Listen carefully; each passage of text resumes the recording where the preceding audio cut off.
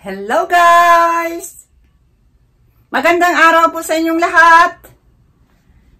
Andito na naman ako para magbigay ng isang impormasyon na baka hindi nyo pa nalalaman. So, ang topic natin ngayong araw na ito ay meron akong isang subscriber na nagtanong kung ano ba raw ang sex position para sa may maliit na ari. Yan po yung kanyang tanong. Pero wag na po natin siyang banggitin kung sino man siya. Basta ito po ang kanyang tanong at hinanapan ko ng pinagsaliksikan ko. At dito ko na lang ginawa sa video at hindi ko na siya sinagot doon sa comment section. Para naman pangkalahatan. So, yan, simulan natin ngayon ang ating topic tungkol sa kanyang tanong na ano ba raw ang mga sex position sa may maliit na ari. So, taliwas sa iniisip ng mga kalalakihan, size doesn't matter, ika nga, pagdating sa kanilang partners. Katunayan, wala naman talagang pakialam ang mga kababaihan sa laki o liit ng ari ng kanilang mga partners o sexual partners. Meron akong isang video nito na sinabi ko talaga na wala talagang pakialam ang mga kababaihan o kami kung ano ang meron ang aming mga partner, maliit man yan o malaki. Pero yun na nga, kailangan lang namin is yung performance ninyo. Pero yan po ay nasa ibang video ko, kaya ang pagtunan natin ngayon ay ang itong tanong ng isang subscriber natin.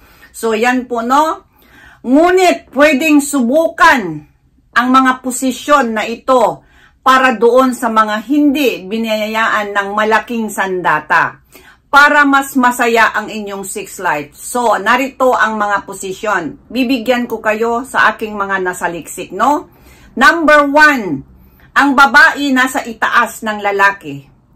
Ang posisyon na ito ay napaka-epekto para sa mga lalaking may kaliitan na ari.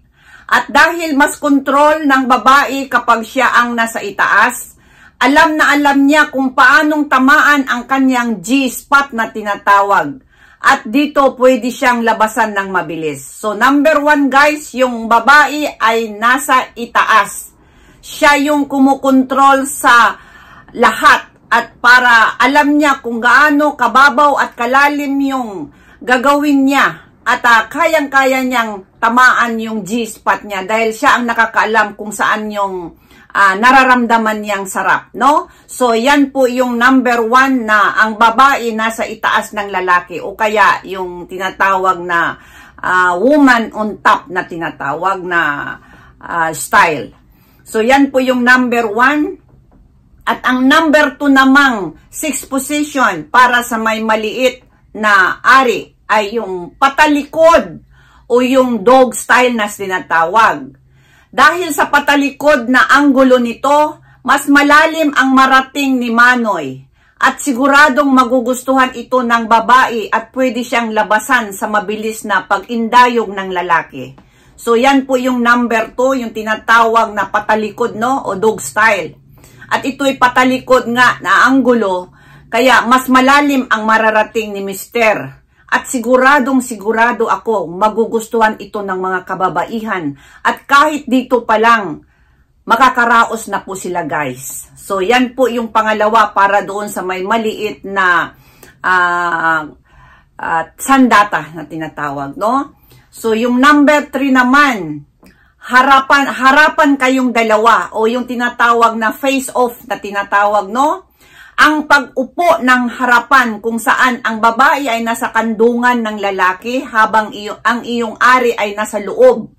Ang posisyon na ito ay tiyak masisiyahan ang babae dahil pwede kayong maghalikan, magtinginan at habang kinakalikot mo ang kanyang dalawang suso. Tiyak na mabaliw ang babae dito sa nararamdaman niyang kaligayahan. So yun po yung number 3 na harapan kayong dalawa o tinatawag na face off, no? Kaya ito po yun, yung babae ay nakakandong sa lalaki at ang pinaka the best na gustong-gusto dito ng mga kababaihan ay pwede kayong mag lips to lips o maghahalikan na yan ang pinaka gusto, isa rin sa mga kababaihan, lalong-lalo na kapag mahal na mahal nila yung lalaki. Kahit hindi naman mahal na mahal, basta mahal nila yung lalaki. Tandaan natin guys na gustong-gusto ng mga babae ang magkipaghalikan sa gusto nilang lalaki. Pero hindi rin sinabing hindi makipaghalikan ay hindi na gusto. Hindi ko rin po sinasabi ha. Pero mas gusto din nila na habang nakikipagtalik, merong nangyayaring halikan. At dito nga sa harapan kayong dalawa na talik, nandoon na yung pwede kayong magtinginan, maghalikan. At habang kinakalikot mo ang kanyang dalawang kabulubundukan, ay nako, tsak, ang babae ay mapapaliyad sa sarap at talagang hindi kanya iwanan. Yan po yung number 3, no? Yung harapan kayong dalawa. At ang number 4 naman natin, ang posisyon na kinakain. Ano naman ito? Ang posisyon na kinakain, yung tinatawag na oral sex. O sinisisid mo ang kanyang hiyas o ari. Isa pang tip para sa mga lalaki na may kaliitan ay ang pagbigay ng oral sex sa babae. Hindi na kailangan ng talik upang ang mga babae ay labasan o magkaroon ng orgasmo. Ang tinggil ay tulad din sa ari ng lalaki na may pinakasensitibong lugar sa babae. So tandaan natin na kapag ang ari ng isang lalaki ay napakasensitibo, is katumbas po yun sa pinakasensitibong lugar na yun ay ang tinatawag ni clitoris o tinggil. So yan po guys, yan din ang isang posisyon para doon sa may hindi binayaan ng malaking sandata. Kung gusto ninyong parausin yung inyong partner na kahit wala ng aktwal na pakikipagtalik, yun na, kainin ninyo ang kanyang hiyas o yung tinatawag na tahong. Dahil dyan pa lamang, hindi na namin kailangan ang aktwal na pakikipagtalik. Hindi naman ibig na hindi na kailangan dahil hindi pa naman nilalabasan yung lalaki.